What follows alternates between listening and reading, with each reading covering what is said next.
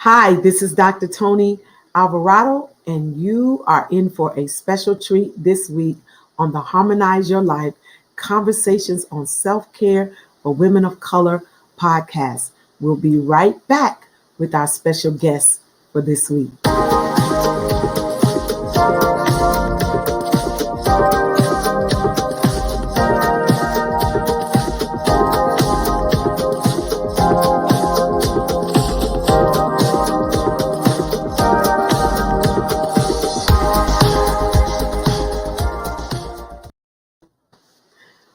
Well, can you believe we are at the end of February? I cannot believe that we're here. I mean, it's February 2021. We have gone through the entire month of January and now the entire month of February, and we are about to, in a minute, cross over into the month of March. And I'm so excited because the month of March is going to be 1 year anniversary for the Harmonize Your Life podcast. And I'm hoping that we can just really do some great things next month to celebrate this momentous occasion in my life and in the life of this podcast. As you know, this month, the month of February, we've been talking about this issue of self-love. February is the love month. It's Heart Health Month. So we are talking about issues of the heart. We're talking about self-love, and we have been deconstructing what that idea and what that means, and to unpacking what that means for us as individuals and what that means for us in our community, in our marriages, and in our relationships. We're talking about self-love and how to set healthy boundaries with ourselves, with our loved ones, with our spouses, children, significant others, and even with work, right? We need to even learn how to set boundaries where work is concerned. And I'm so glad to have a new sister, and she's new to me because we're just getting to know each other. But one of the things I love about these spaces that we are in during this pandemic, a lot of these virtual spaces that we are in, like Clubhouse and Instagram and Twitter, and some of us have been longtime Facebookers. But this young woman, I heard her speak in a Clubhouse setting. She was on the stage sharing, and then of course I looked her up on Instagram and DM'd her and just asked her if she would come, because when I read her bio and went to her website and learned a little more about her, I knew that she was the type of person, a woman that would add value to our conversations here on the podcast. So I want to introduce and welcome to the Harmonize Your Life community, Dr. Keisha V. Thompson. Welcome, Dr. Keisha. Thank you. Thank you so much for having me. I'm glad. Let me just read a little bit of your bio so that they'll know why I brought you here. Okay. So Dr. Keisha is what she's called, what she goes by, is an associate professor of psychology in Kingsborough Community College, City University of New York. She is also the co-creator and co-director of the historically unrepresented faculty and staff resource center at Kingsborough. Dr. Thompson holds her doctorate in counseling psychology from Texas A&M University. She is a native of Trinidad and Tobago. I'm really excited about that. I have a lot of Trinis in my church. Okay. A lot of Trinis. Yes. My Trinis are going to love the fact that you're on here.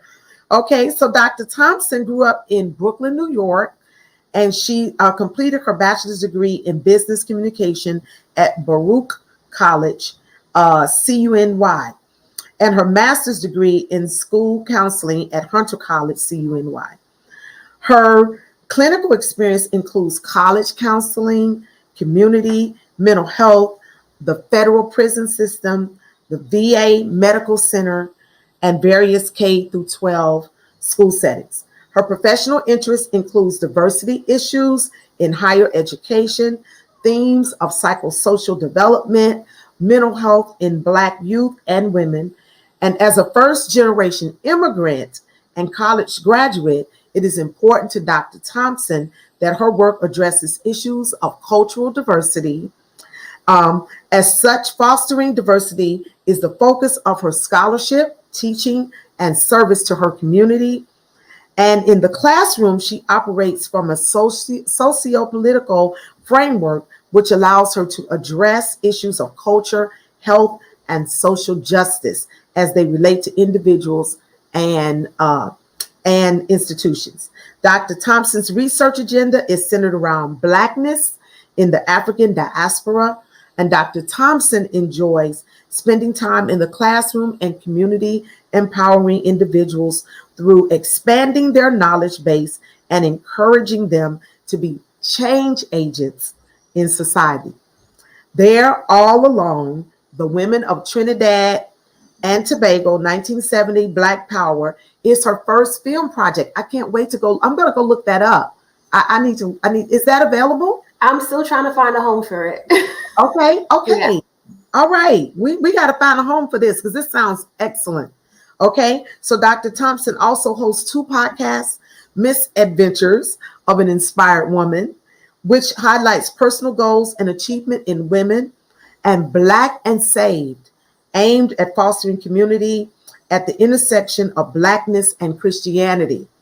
In her spare time, Dr. Thompson enjoys singing and convening spaces where women can come together to provide encouragement, share ideas, and build community.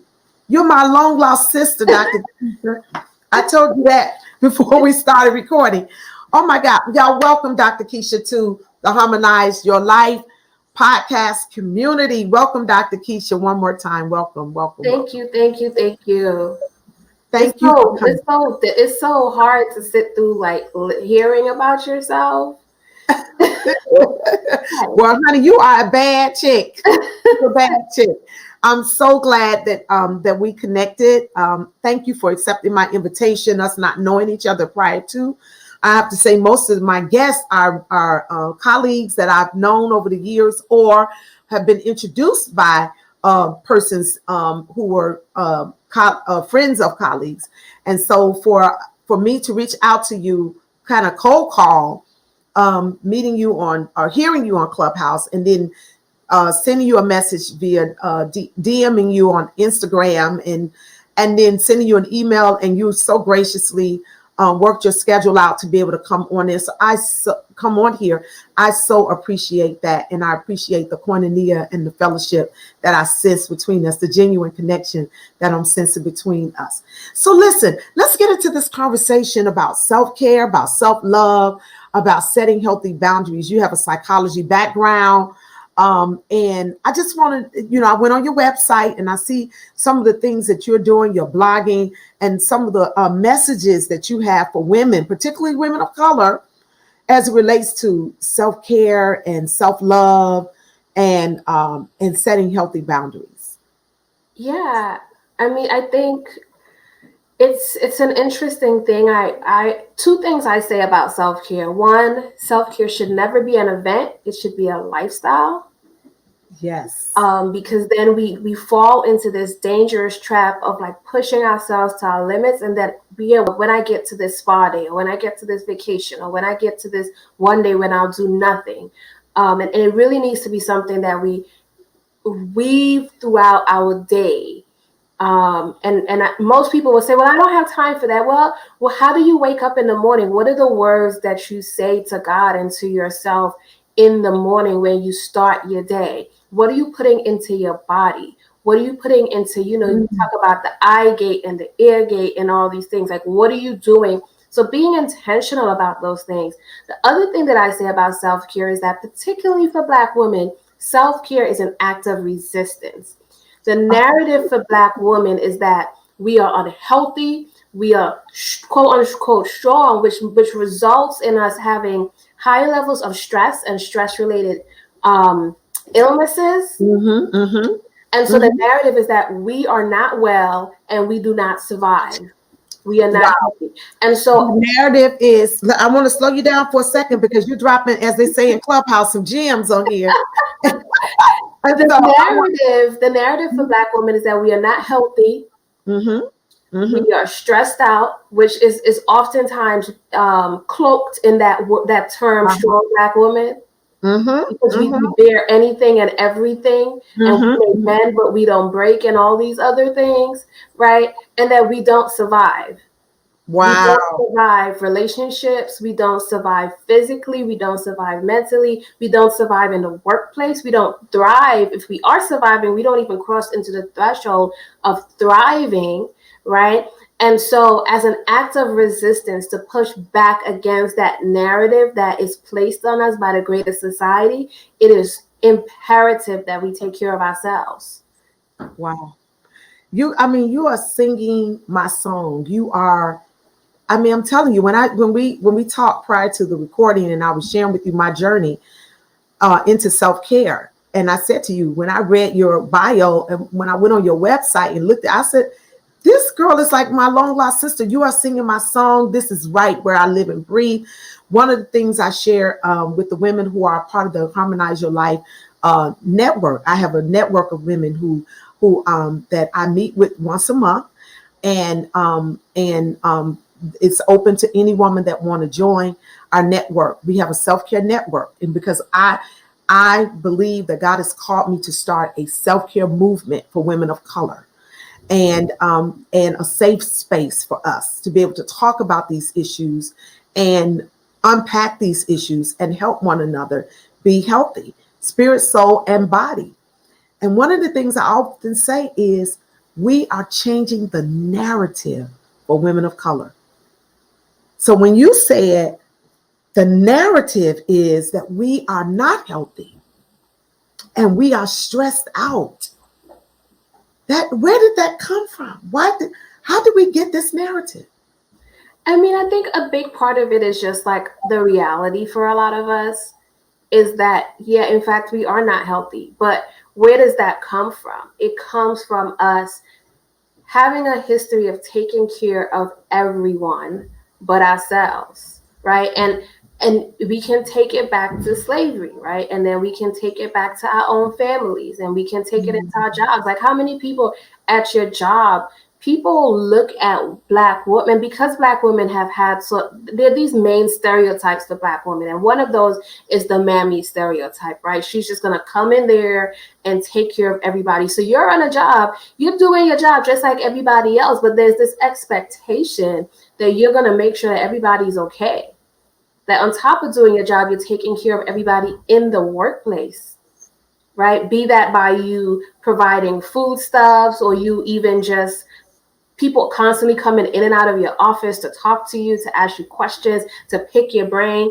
I keep telling people I don't want anybody to pick my brain. It sounds violent, and it sounds like something that you want for free as well, right? So that you value what I have to give to you. You want what I have to give to you, but you don't value it enough to actually compensate me for it. And so you find yourself just overextending yourself and all different things. And the nature of a lot of women is that we've been socialized, Black, white, or whatever, to, be easy to get along with, to accommodate. Right. And so that's compounded by our history, where in an effort to not appear to be not accommodating or be difficult, we'll keep piling more and more and more on our plate. And yeah, the numbers are not going to lie. Like, the health disparities of Black women in this country in terms of our health and wellness, the numbers are what they are. But the way that we push back against that is by doing those things to reduce those numbers, and starting with ourselves. And so that self-love and that self-care is an act of resistance, thus the act of resistance. Resisting the narrative, resisting the culture, resisting the expectations that other people place on us, the unrealistic and unnecessary expectations, and even some that we place on ourselves. Exactly. Because the narrative that we live in our daily lives, the things that we believe about ourselves, our internal dialogue, they come from somewhere. Sometimes it comes from the greater society. Sometimes it comes from the family your family of origin. Sometimes it comes from just the things that you're seeing and hearing around you. And whether we're aware of it or not, we're living out a particular narrative. And sometimes it's not self-serving. It's not healthy. It's not useful. Okay. So you would say, so with culture, with family, that have created our belief system. And dare I say the church? Oh, well, come on now. Come on. I'm telling you, you're so down. Last week we had Pastor Jennifer Carner, and we talked about developing a theology of self-care. And we talked about how many of us grew up in church cultures that taught us that you have to constantly be in church. You know, come on, when we were growing up, nobody told you to take vacations. Nobody said, we didn't hear sermons about caring for yourself. We didn't start hearing that kind of teaching until just a few years ago in church settings. But before, to be a good Christian, you had to be in church every time the doors were open. You had to work in all these auxiliaries and ministries and give. But there was no place of saying, you know, where do you get restored? Where do you get, who's pouring into you? How are you refreshing your soul? And it's amazing to me that, you know, that we even survived coming along in some of that. So you're right. Church cultures alike have not taught us how to care for ourselves. And you know, there's this thing that I say, and Dr. Toni, you are the expert in this area. So this myth of the Proverbs 31 woman, and I call her a myth. Like, because I'm like, if sis was really doing all those things that she was doing, because there's certain things that the scripture says, but then there's an interpretation that's placed on it, particularly in a modern context, that just doesn't make sense to me. And I'm like, when was she sleeping? It doesn't make sense to me. Is she real? And the truth of the matter is, you know, just because, you know, a lot of times what happens is when we read scripture or we read a text, we think because we read it in a passage that happened all in that time frame that we read it in. Right.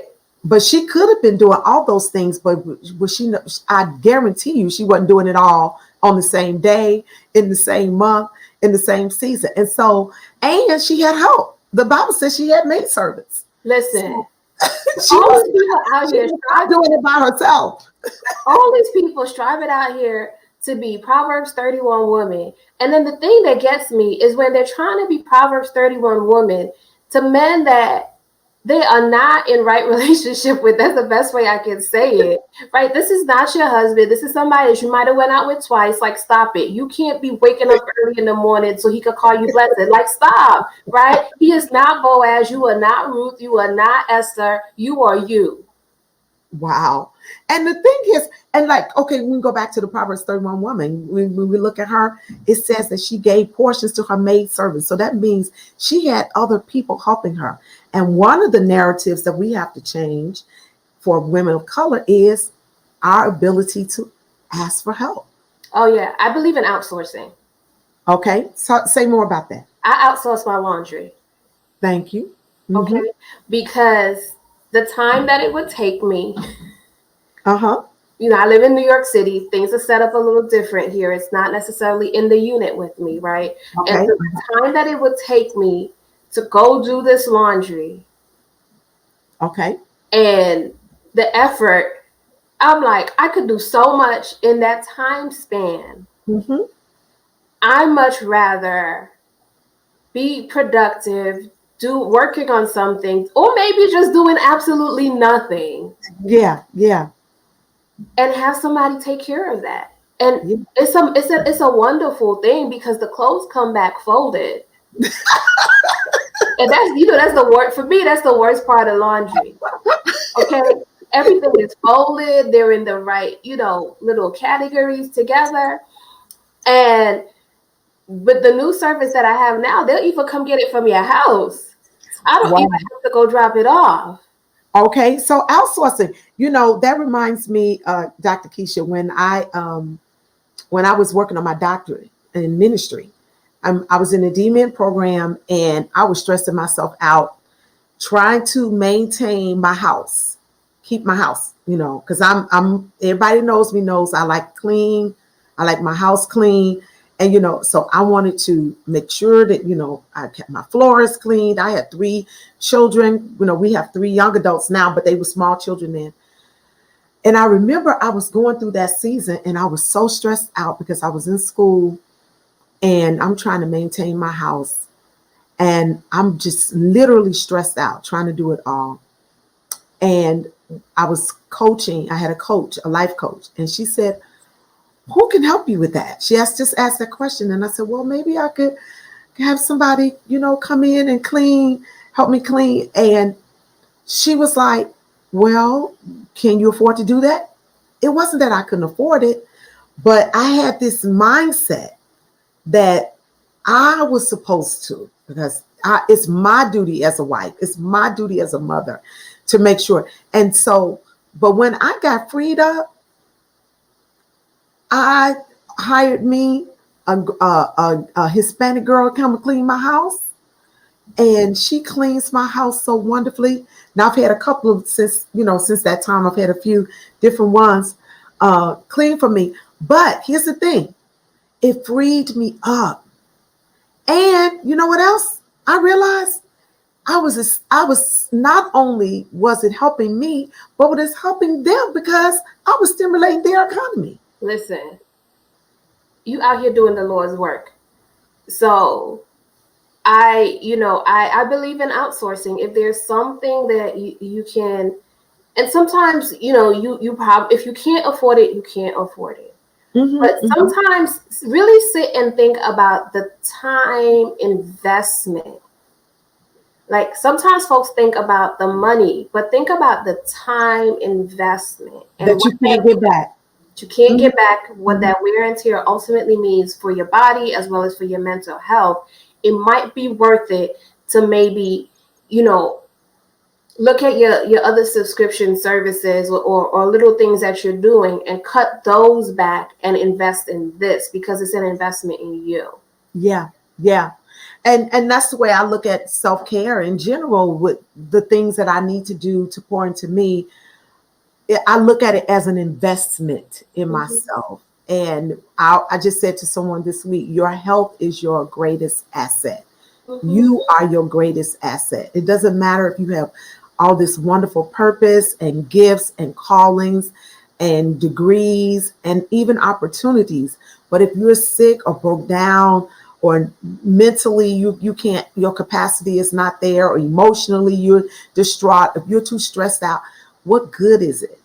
You have to be able to invest in yourself. So I'm so glad to hear you say I outsource. And so you mentioned about this internal dialogue and just the whole idea of changing our narrative. So how can we change that internal dialogue? First, you got to pay attention to the things that you say to yourself over and over again. Okay.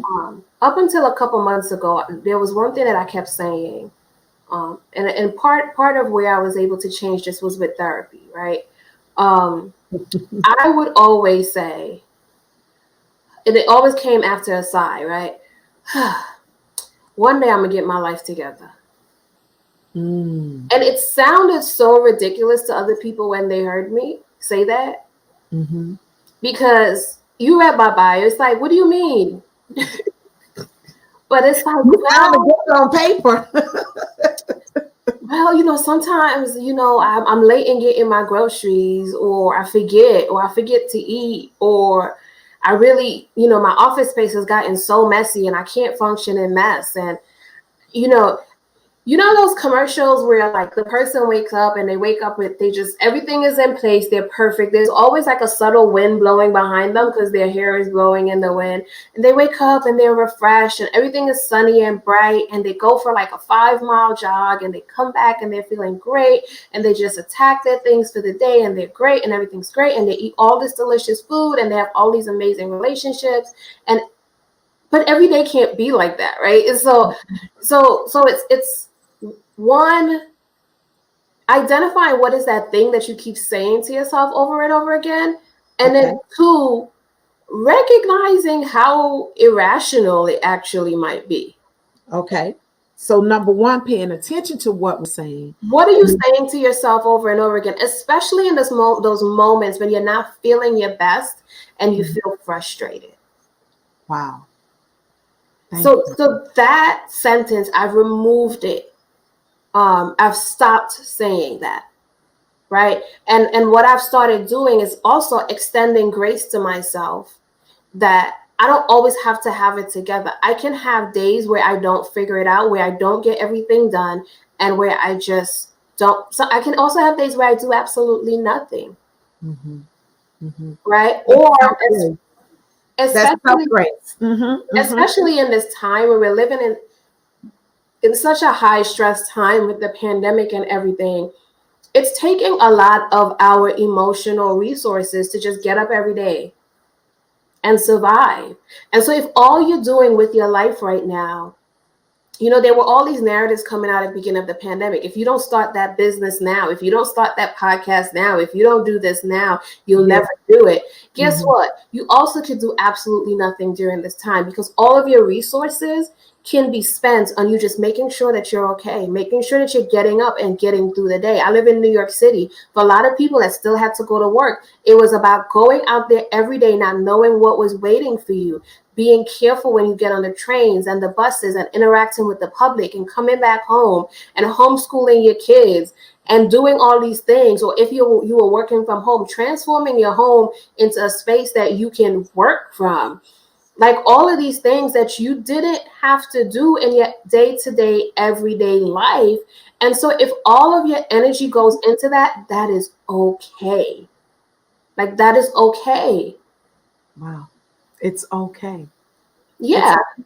And that that's that self-grace, that self-love, that that we're talking about. That's also the setting the boundaries, around yourself, because we have to protect what we're thinking about ourselves, how we're feeling, and it's okay. Yeah. It's okay. One of the blog posts that I wrote during the pandemic was showing up for yourself. A lot of times we show up for others, right? If one of your sisters called you right now, you're in the middle of doing something, you might be dead tired and you have all these other things to do. But if your sister calls you right now and says, I need you here for whatever reason, you're going to show up for her. And a lot of times we show up for other people, but we don't do the same things for ourselves. Wow.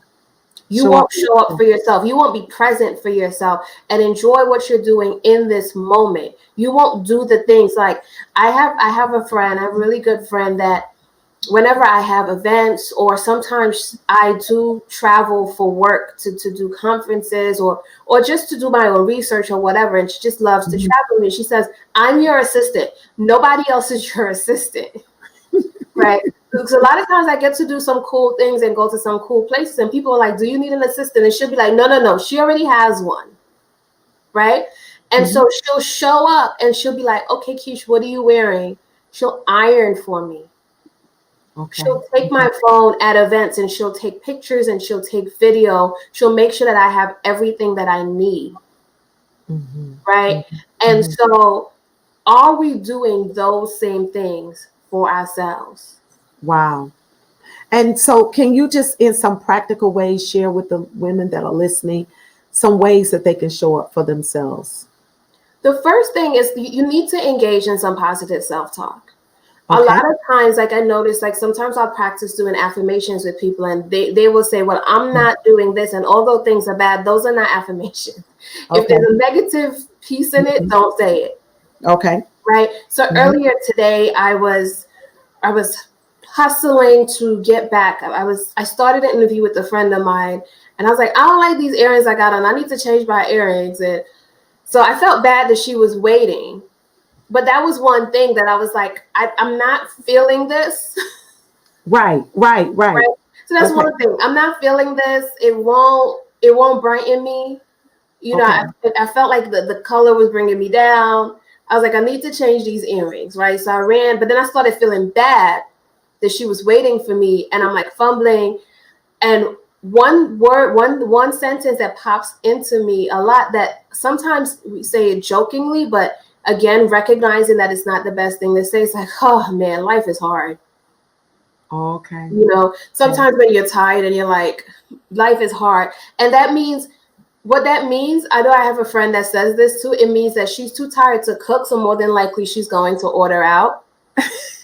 It's like, man, I gotta cook for myself and wash these dishes. Like, life is hard, right? But it's like context, people. Like, you're in a warm, safe environment. You have the option to actually get food. So let's not feed into that. So I stopped myself and I said, life is good and I'm grateful for the opportunities that I'm getting. And literally on the walk from my bedroom back to where I was set up to do that interview, I kept saying that over and over again to myself.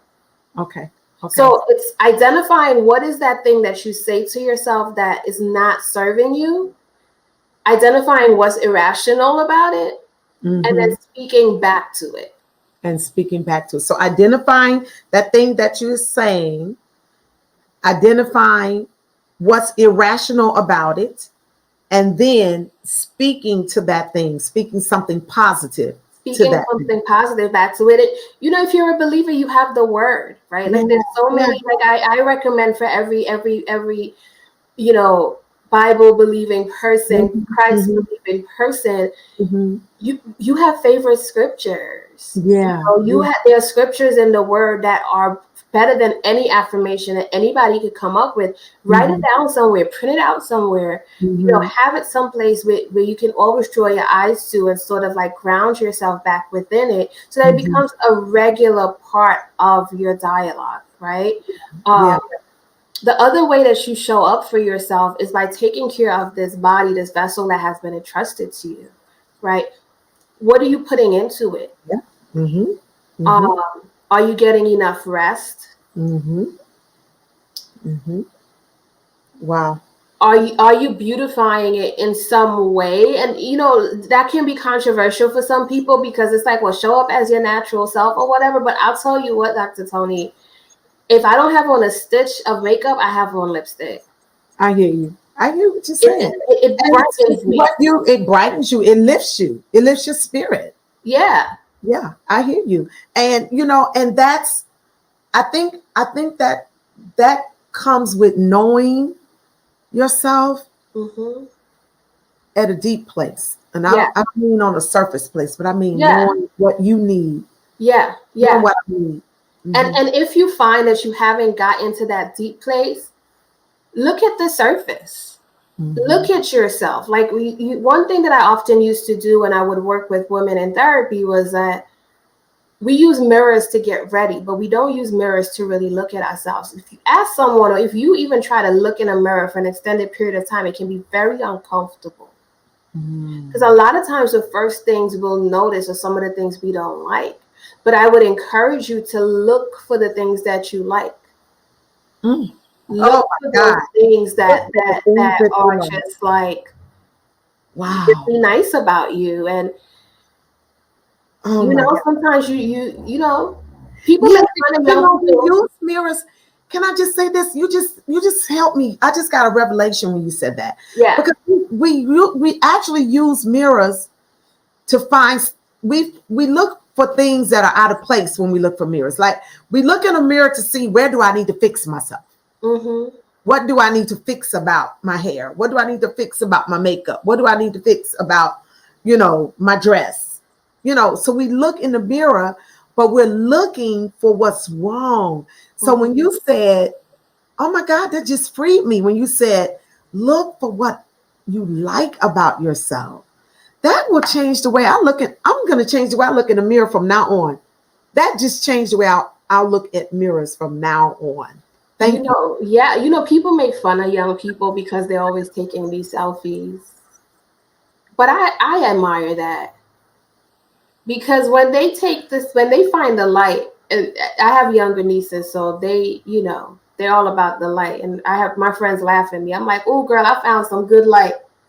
And I take the camera, take the picture, because when you find some good light, it means from that angle everything about you is popping. Yeah, yeah, yeah. Right. And so sometimes, some of us have to work harder to find those things that we like about ourselves. But, there's always something good about you. There's always something beautiful about you. And it might not look like the next person, and you might appreciate something on someone else, but really, one thing I love about Black women when they get together is the way they compliment each other. Yeah, yeah. Right. Girl, you popping. That looks good. You know, Oh yes, I see you. yeah, yeah. Turn those things around towards yourself. Turn it around towards yourself. The Wow. stuff that you put out, especially if you're putting out good stuff and you're that cheerleader, you're that sister girl that's always there for everybody. And the danger in that is that sometimes people don't realize that you need somebody to be there for you. Oh, And it's healthy to have that expectation, but sis, I need you to be there for yourself. my God, you are helping us. Oh my God, it's Dr. Keisha. I mean, I'm telling y'all, I knew that I had to have her on this podcast. She is helping.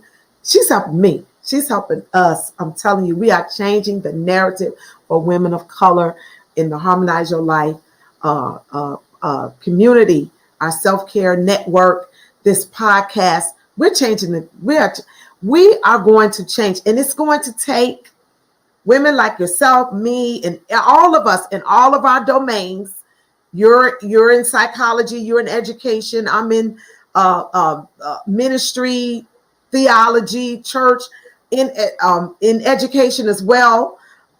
It's going to take all of us, our whole community, to change this narrative. So maybe, just maybe, Dr. Keisha, by the time my daughter Ariel, who's 21, I wish I had the confidence at her when I was her age that she has at her age. I didn't have that because I grew up not loving myself. I grew up with stigma about being dark skinned. I felt like I was pretty in my own skin. And so I just, I have this coin now, this phrase now that I use, comfortable in your own skin. And I developed that over time through my own life experience of suffering with low self-esteem for so many years, because when I looked in the mirror, I did not like what I saw. I didn't like, but there's nothing that I can change about that. And now when I look in the mirror, I love my skin. And one of the biggest compliments I get often is about my skin. It's amazing. The complexion is beautiful. It's one of the compliments I get the most is, oh my God, your skin is like milk chocolate. Your skin is beautiful. But when I was growing up, you couldn't pay me $1 million to believe it. Yeah. Yeah. No, it's, again, back to the practical pieces of this. Somebody is scraping the snow outside. I don't know. It's okay. Okay. Good. Look, you're in New York. It's snowing. They're scraping the snow. We don't know. This New York City life. Yeah, this New York City life is noisy. But something that you can do. You decide you want to go on this journey. Again, you have a community of believers, right? People who have faith, and the Bible says, write the vision, make it plain. And I really believe in writing things down. And so if some of the things I think that you can institute in your daily practice, particularly at the top of your day, is to list out the things that you are grateful for when you get up in the morning. Because once your feet hit the ground, you don't know what's waiting for you. When you leave your house and go into that office, you don't know what's waiting for you, right? And so thinking about and writing down, you have the little notes app in your phone, write out 2 to 3 things that you are grateful for. If you're struggling with finding things that you're grateful for, look around. Sometimes it's just heat and warmth and a good place to live. And the people around you, the person next to you, whatever the case might be, the food in your cupboards, start with those basic things if you're struggling. So write out the things that you are grateful for. Then move towards your affirmations, speaking positively to yourself. I am blessed. I am powerful. I am well. I am walking in my purpose. Those types of things are what you start your day with. Then you set your intentions for the day. What do you want to happen today? Right? What is going to be your focus for today? Mm-hmm. Mm-hmm. And a lot of times I'll just choose a word. It could be clarity. It could be focus. It could be contentment. It could be rest. Mm-hmm. Mm-hmm. Right? It could be motivation. It could be inspiration, because I'm looking for inspiration to create on this particular day. Just picking a word. And then the last two things that I will always ask you to think about. I have a friend, she talks about making room for joy in your life. And so I will ask you to think about, how can you make room for joy? Wow. How can you find joy today? What way can you find joy? It might be with watching something funny. It might be with eating your favorite dessert. It might be by spending time with friends. And then the very last thing is, how can I be kind to myself today? Okay. How can I be kind to myself today? What can I do as an act of service towards me? How can I be kind to myself today? Right? And at the end of your day, right, this is all at the beginning of the day. This is the beginning of the day. This is what you started, because these things is what's gonna, every time you deviate throughout the day, every time something goes wrong, every time things don't go according to plan, you go back to those affirmations. You go back to being kind to yourself. Being kind to yourself means extending grace to yourself, or making yourself something really great to eat, or taking the time to sit and meditate, or whatever the case might be. You go back to those things throughout the day. And so it becomes a part of your day. Then at the end of your day, just record, what were you able to accomplish today? And I'm telling you, even if it's like 2 or 3 things, you're going to feel pretty good. It also kind of helps you to sort of dump what's going on in your mind as you're going to sleep, so that you're not ruminating as you fall asleep. Your mind isn't overactive as you try to get into sleep, because a lot of us are not getting good restful sleep because we're carrying things from throughout our day into our sleep, and we're waking up the next morning, and you wake up, you've had at least 8 hours of sleep, and you wake up tired.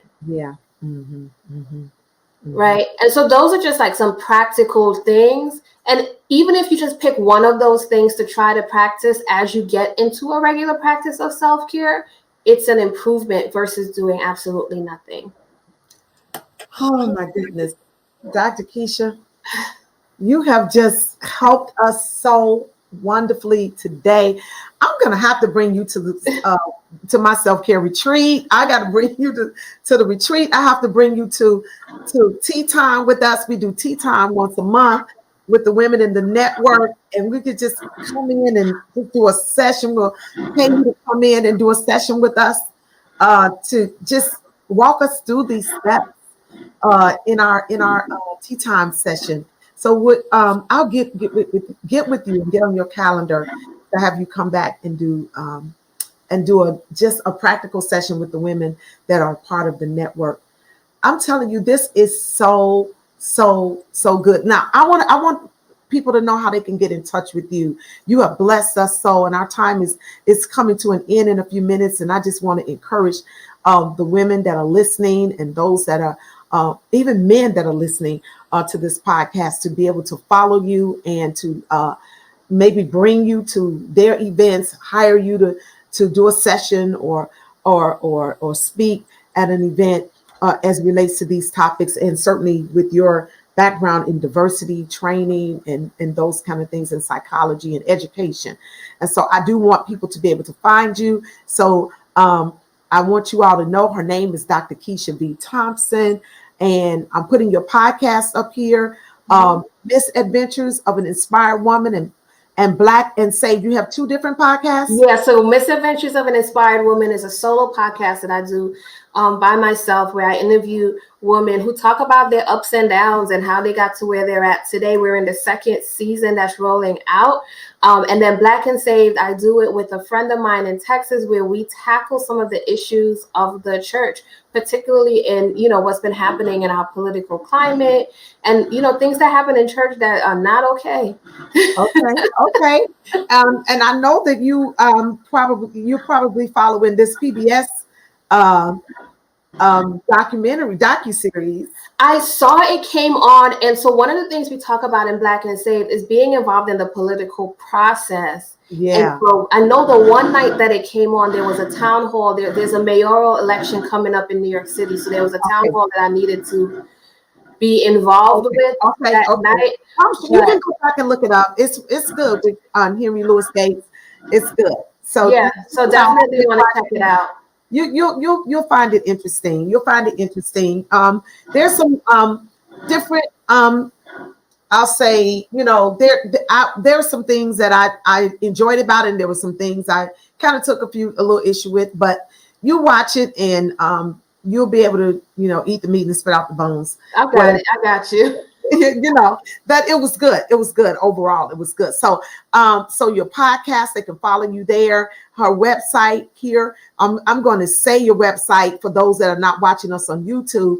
But for those who are listening to this podcast, you can find Dr. Keisha at drkeisha.nyc. That's her website.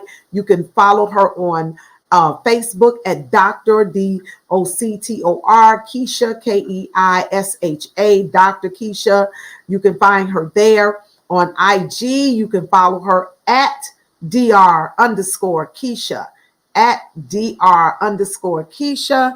On Twitter, you can follow her at Dr. all the way spelled out, Dr. K Thompson, Dr. K Thompson, and her YouTube channel is Dr. Keisha. So follow Dr. Keisha in all of these settings and all these iterations. And I'm telling you, she's going to be a blessing if you follow her and just listen to the things that she's sharing. You can go to her website and read her blog posts there. Listen, I am so grateful to have you here listening to the Harmonize Your Life Conversations on Self-Care for Women of Color podcast. You can follow me at drtonialvarado.com. You can find this podcast at Apple Podcasts, on Apple, on Google Podcasts, on Spotify.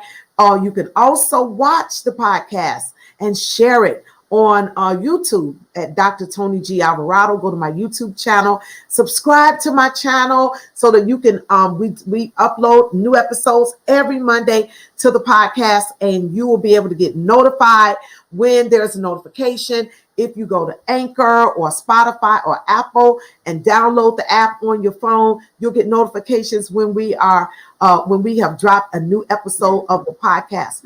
Women, I want you to join the Harmonize Your Life Self-Care Network.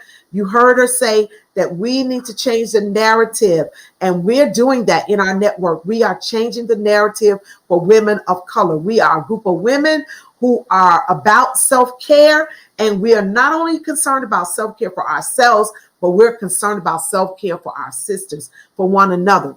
Like I always say, what good is it for me to be healthy and be connected to an unhealthy community? So it's important that now I'm not only caring for me, but it's important that everyone in my community is concerned about caring for themselves so that we can make a holistic community of men and women who are concerned about self-care.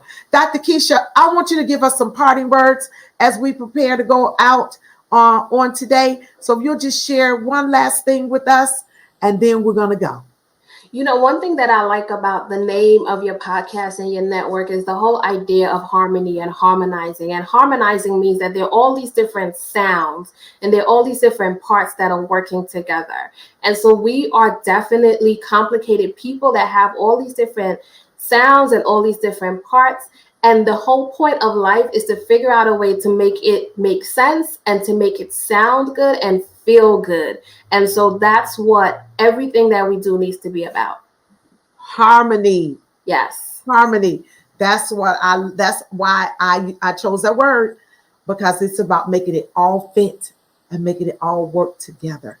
Thank you so much for being a part of this conversation today. And thank you for being a blessing, not only to your podcast community, but to our podcast community. Thank you, thank you, thank you. And I look forward to, I feel like this is just the beginning of a good relationship here. So I think so too. I look forward to continuing our dialogue and our sisterhood. Thank you again. Thank you. We'll be back next week for another episode of Harmonize Your Life, Conversations on Self-Care for Women of Color with your host, Dr. Toni G. Alvarado. See you next time.